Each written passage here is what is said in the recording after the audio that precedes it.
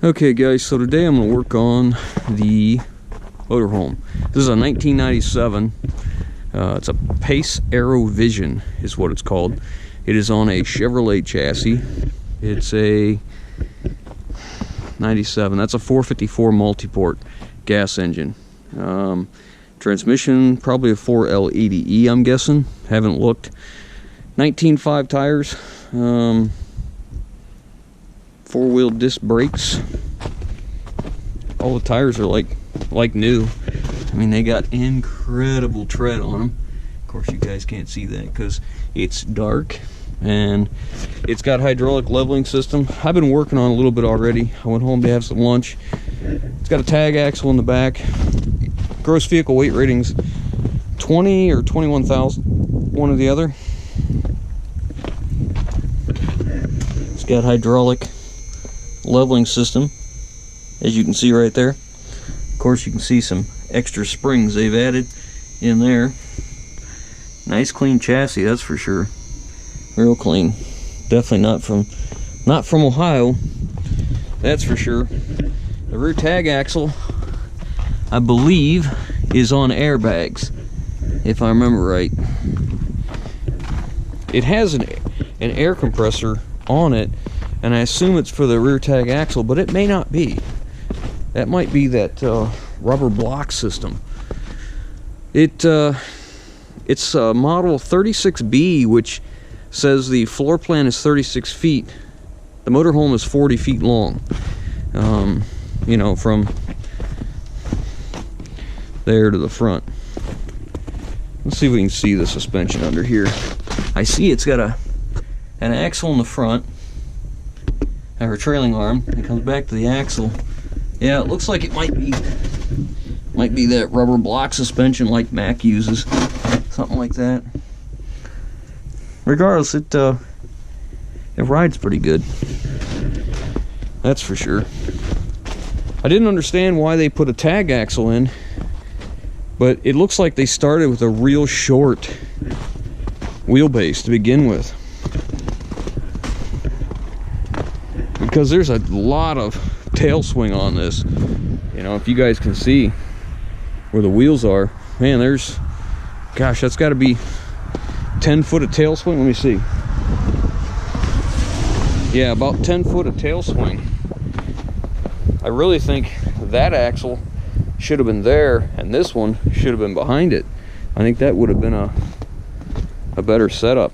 Now, we bought this because we were going to go to Florida this year, but we bought that 1965. Well, we didn't buy it. We gave them $1 for it, but we got the 1965 International, and I'd rather be working on that than go to Florida, just waiting on the weather to get good. So, yeah, if you can see what I mean. See how short that wheelbase is from the original, what would be called the P chassis, I guess, the Chevy chassis. I really believe that set of duals should have been where the tag axle is, and the tag axle back farther. It probably would have, I think it handled a little bit better then. It had more weight on the steers too. That'd be nice. But, you know, they do that stuff for a reason. But anyhow, okay, so I brought it down to the shop to check out some issues. Here are some of the issues that we had. One is the slide wouldn't come out. The slide wouldn't come out, and you see the hydraulic jacks right there? They would not operate, and the furnaces wouldn't work. And there's some other stuff that wasn't right. So anyways, first thing I did was go to look at the coach batteries, which is what these are. If you can see, the corners are split out. I don't know if them batteries were hot and split, or froze and split, or why they split out like that. Those are two 6-volt deep cycle batteries, and let's see if I can get that wiped off. Yeah, there we go. Turn that around so we can actually read it. 232 amp hours. Okay, so those were in series to each other. You know, a lot of times we just use a regular 12 volt, but sometimes a lot of people believe you can get more amp hours out of two 6 volts in series, which would still give you 12 volts, but you get more amp hours out of it. So I just put a group 31 battery in there so that we could test that, and I found the problem with the slide. This is a hydraulic slide, completely hydraulic. It's not the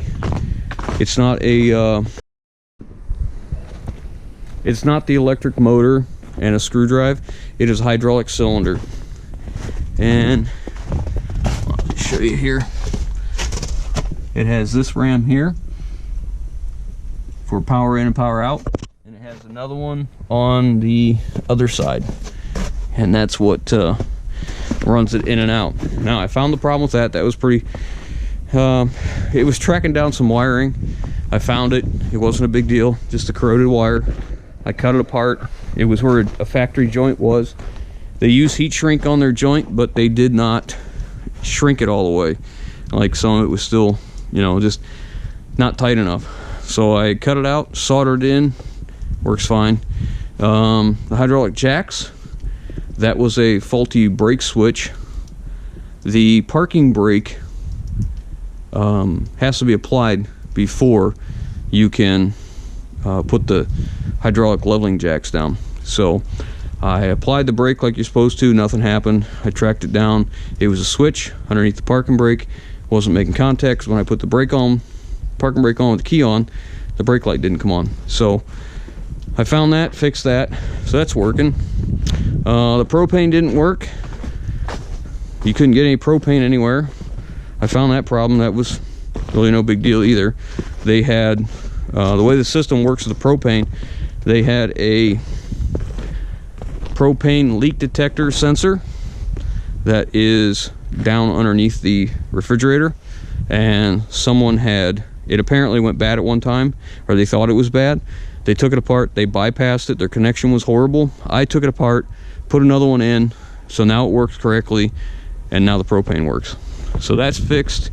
And here's another thing I haven't fixed. I found the problem. The lights were coming on and off, and what it was is this has a 30 amp cord coming out of here, and what they had here was this cord spliced to another piece of cord like this. And of course, don't get excited. That is just so we have 110 lights so I can test things. That orange cord is not a fix. My fix will be, I'll go in the junction box right here, replace that whole line with new. That'll be my fix. But the cord is enough for us to do testing, and I need to plug it into 110 so I can check everything. And I got to tell you, I'm pretty happy because everything seems to work now. I had a few more things to figure out, you know, just old stuff needs done, you know, just needs a little tinkering, but I think I got it all. Yeah, you can see these tires. Is that gonna show you? Looks kind of dark, maybe. And then the tag axle has really good tires too, and they're all Firestone. There's no weather cracking in them, which is really nice, and they're all 19.5s. So I'm gonna show you that cord real quick, so hang on. So this is the cord. Can you see that? Half of the connector right here is burnt away, like it was in a socket under a heavy load and it was arcing. It literally burnt. You know, it's supposed to be folded over right there, just like this one, but it burned it in two. So I just completely took that out. I won't use this cable. Plus you can see the insulation here, and the camera probably won't pick it up, but there's a slice. You see that right there? A slice in the neutral. So we won't be using that. And that place I showed you the wire nuts, this is what they had on there. And there's a couple nicks in the insulation on this wire. So, you know, less than great, that's for sure. So, but anyways, we got it figured out. We got it working. Got 110 in it. So let's go inside. Let's take a look around. I showed everybody this. I think that is just neat. Extreme. Of course, I'm gonna get the carpet all filthy now. My wife will be less than happy. See if I can get some lights on in here for you. Won't be so dark. As a matter of fact, let me turn all these lights on. I'll bring you back. On this way. So this couch folds into a bed. Look, I got my raggedy Carhartt on. Folds into a bed. Ends up being a little like headboard, nightstand type of deal. It's got two roll down things over here. I'll show you that, but it's a little difficult to get flipped over one-handed or unfolded, whatever you want to call it. All oak cabinets up on top all the way around. Pretty cool. This folds down into a bed, so it sleeps two here, two there, and then two in the bedroom. These slide out. This is a ladder that goes on the back. It's like a ladder extension. Usually we stick them in the basement storage, but apparently they stuck it in here, the previous owners, that is. And then there's this little china cabinet type thing, you know, whatever you want to call it. It's got glass shelves in it, and it's kind of a small pantry in here. And then one thing, if we go on a camper, something my wife won't be without, is a washer and dryer. She always wants that. And then it's got a big side-by-side fridge, and there's the LP propane leak detector that was bad. I fixed that. 3-burner stove with an oven, microwave, convection, coffee maker, you know, oak cabinets, yada yada, so on and so forth. Of course, the monitor system for the whole thing. And we'll go into here, and this is kind of the vanity area. My wife is in here cleaning, so you can see there kind of some of the windows are fogged up. And let's see, here's a nice big shower. I like the skylight on top, a little bit more room for someone who might be taller than me. This is the master bedroom.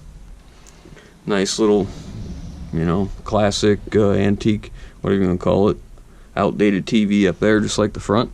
And bunch of dressers. Nice little wardrobe over there for clothes. That is a cedar lined closet, and I have the mirrors off. I took them off for traveling because I didn't want them to fall and break. We'll replace this mattress. We'll take it out and burn it, because that's what we do in the country. You know, you can stick it out for the trash, but we can burn it just as easy. And it's got a bunch of oak cabinets up here, and then this door here, this is a pocket door.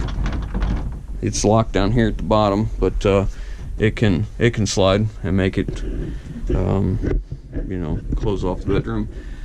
Again, a stereo system and a switch for speakers for front to back, or using the factory dash stereo or the stereo back here.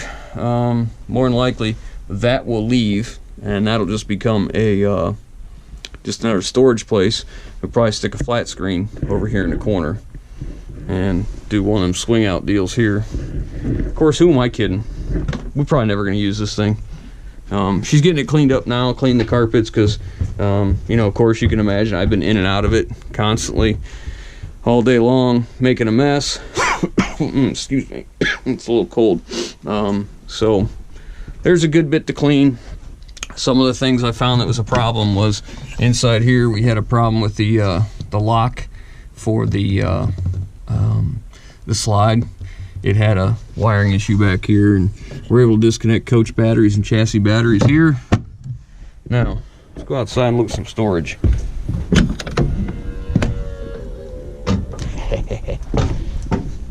I'm telling you guys, sometimes it's the little things.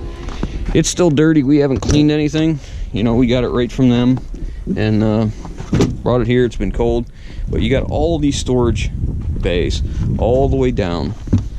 This is the chassis battery in here. So when I say chassis, that means what it takes to run the engine, to make it run and drive down the road. This is kind of neat. I mean, it's outdated, but it's kind of neat. It's actually an old-time entertainment system.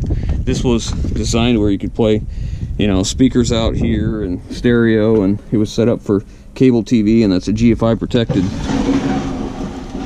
receptacle, and you could set your old TV on that. Nowadays, we probably just mount a flat screen mount in there and swing it out like our camper has. But there's a lot of storage cabinets down here, you know, all the way down. You got some lights over here for when you're loading. They call them dock lights, so I assume that's for when you're backing in. You can see what you're backing up next to. Of course, them things aren't very bright. You put LEDs in there, you got something. Here's a propane tank.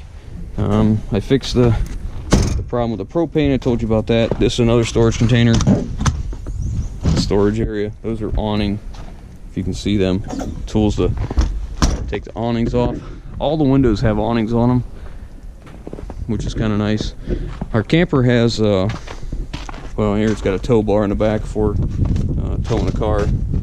This is a fuel door under lock and key, probably because it takes a 100-gallon tank is what it is. So you probably don't want anybody stealing all that. And then this is all the, you know, all the hookup and stuff for city water and draining and all that, so you can do it right there and have soap and have water and paper towels get cleaned up.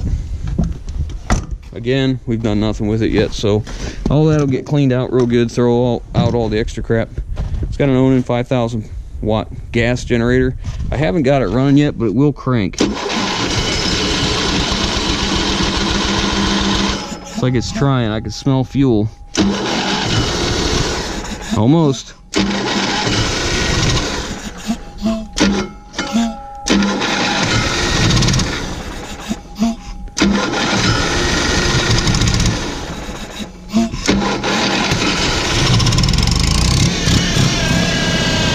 There she goes. I guess that didn't take much. I guess I'll let that run for a while. And even underneath here, there's still, like when the slide is in, this gives you access to everything for the hydraulic motor and everything to make the slide come out. So that's pretty cool. And this is more storage. Apparently that's where they winterized it. More drain hose. I'm sure we'll be throwing that out. We usually throw out, there's more access to the other side. We always throw out the mattresses and the drain hoses. We just buy new. And then this is where the Group 31 battery is. I just took that out, so I just stuck that one in there for now. The batteries get under lock and key, and all of these lock. And we got keys for everything, so that's pretty cool. So not bad at all for what it is. And again, you got some nice 19.5 wheels and tires. I got the front wheels off the ground with the leveling jacks. It has it's not an automatic leveling system. It's a push button. You do it yourself. But even so, it's fine. So that's good. It's nice the generator started up. That's pretty cool. It's pretty quiet too. Wonder how quiet it is inside. Let's go see. I haven't tried the water heater yet. It does have two furnaces. There's one in the front and one in the back.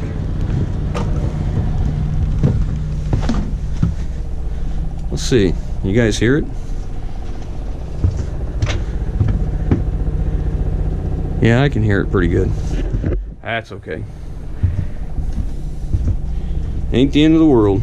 So anyhow, that's a tour of the new motorhome. Like I said, I did a live stream the day I bought this, driving it home, and I was chatting with guys, which you know you shouldn't do, but I was chatting with some guys going down the road. But it did well. You know, so far I haven't found anything, you know, expensive I need to repair. I'm glad it's got all good tires on it, because what is that, 8 tires? That'd run into some money, and they all look like they have the same DOT date on them, so that's cool. I'll have to replace the shore cord, it's called, the shoreline, which isn't a big deal. We'll put on a nice heavy one. And my wife's gonna clean the interior tomorrow. It's just started getting warm enough to, you know, actually start working on stuff. And now that I got both furnaces going, it warmed up in there really quick. Of course, I turned them off because she went to the eye doctor. She's gonna get some new glasses. So I turned them off. There's no sense in keep heating this when she's not gonna be here back on this until tomorrow. But